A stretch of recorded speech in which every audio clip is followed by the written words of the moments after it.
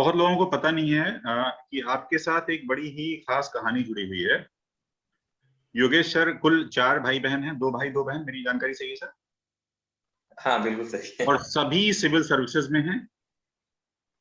जी तो जी। और सभी ने प्रिपरेशन आपके ही गाइडेंस में किया है। उसके अलावा कुछ मेरे बैचमेट्स हैं, कुछ मेरे जूनियर्स हैं, जिन्होंने बताया है कि उन्होंने आपके निर्देशन में तैयारी की थी। जी जी। तो मेरा कुल मिला के ये बड़ा चमत्कारिक सा वो है कि ऐसा क्या फॉर्मूला है आपके पास कि न सिर्फ खुद सफल हुए, अपने परिवार के बाकी सदस्यों को सफल किया, अपनी मित्र मंडली को सफल किया। ऐसा क्या है, मतलब क्या कनेक्शन है यूपीएससी से आपको? देखिए हम लोगों जो ये पूरा सिस्टम जिस धरातल पर टिका हुआ है उसका उसमें एक फिलॉसफी है जिसको मैं कहता हूँ 1 अटेम्प्ट एंड बेस्ट अटेम्प्ट। हम एक ही बार एग्जाम देंगे और अपनी पूरी ताकत से एग्जाम देंगे। मैं वो व्यक्ति हूँ जो रामधारी सिंह दिनकर ने लिखा है कि खम ठोक ठेलता है जब नर, पर्वत के जाते पांव उखड़। तो मानो जब जोर लगाता है तो पत्थर पानी हो जाता है। वाह। तो हम वही व्यक्ति हैं और हम उसी प्रकार से एक ही प्रयास करते हैं, लेकिन उसी अंदाज में प्रयास करते हैं लेकिन कि सर वो पर्वत को डायरेक्शन भी। डायरेक्शन तो सही होना चाहिए।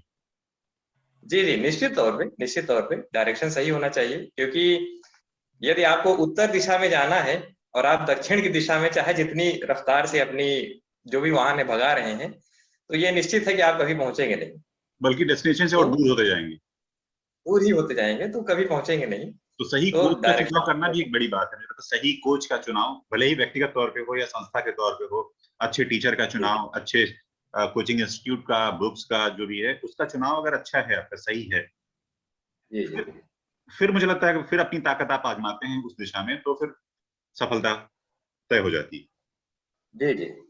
लेकिन आप इतने दावे के साथ कैसे कह सकते हैं सर? ये तो बड़ा कंपटीशन, मतलब ये तो टफेस्ट कंपटीशन है। बट आप तो दावे के साथ बोलते हैं और आप करके दिखाते हैं, हर बार दिखाया है पिछले कई जी वर्षों से जी। मैं देख रहा हूँ।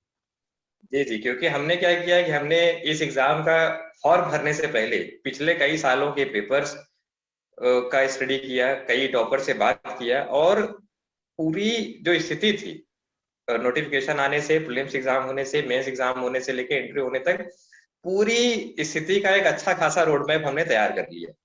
क्योंकि एक रोड मैप तैयार था, बीच बीच में हमको जैसी उत्पन्न परिस्थितियां हुई थोड़े बहुत परिवर्तन करने पड़े, लेकिन वो मोटा मोटा एक रोड मैप हमारा तैयार था, उसी पे हम आगे बढ़ते गए और आसानी से सफलता, एक ही अटेम्प्ट में हमने सफलता प्राप्त की।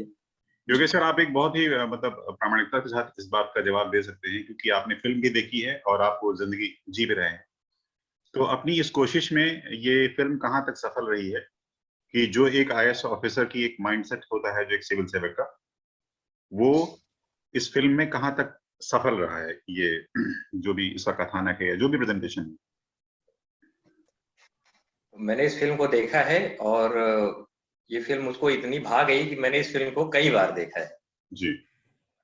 और उसका कारण यही है कि जो जीवन हम लोग जीते हैं, जो संघर्ष हम लोगों के जीवन में प्रतिदिन आते हैं, जो जद्दोजहद होती है, उसको हूबहू इन्होंने पर्दे पर उतार दिया है अपने प्रमुख चरित्र के माध्यम से। जिन परिस्थितियों में उसको कार्य करना होता है वो एकदम आपको उसकी पूरी की पूरी झलक हम लोगों को दिखी। कोरोना जैसी महामारी में जिस तरह से कार्य हम लोगों को करने पड़े और जिन परिस्थितियों में हमको करने पड़े, उसकी पूरी झलक दिखी।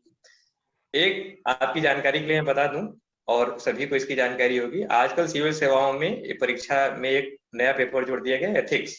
उसमें जी। एक सेक्शन ऑफ क्वेश्चंस आता है जो केस स्टडी पे आता है। इनकी पूरी फिल्म एक केस स्टडी और उसका एकदम मॉडल सॉल्यूशन की तरह नजर आती है। बहुत बढ़िया। इसीलिए मैं अब मेरे संपर्क में जितने भी लोग हैं उनको कहता हूं कि ये केस स्टडी और उसका एक मॉडल सॉल्यूशन, कि कैसे एक व्यक्ति सभी के साथ साम्य बनाते हुए उस समाज में जाता है, सॉल्यूशन देता है और उससे बाहर आ जाता है।